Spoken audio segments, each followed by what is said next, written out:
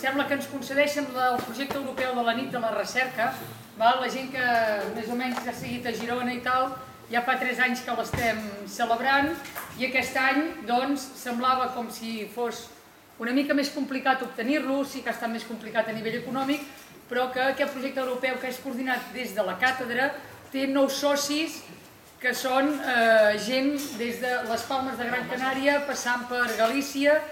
gent de Burgos, de Atapuerca, gent de la Universitat d'Oviedo, la Universitat de Múrcia,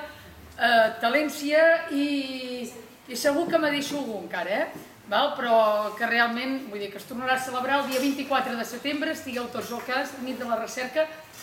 a Girona o alguna d'aquestes ciutats que he dit.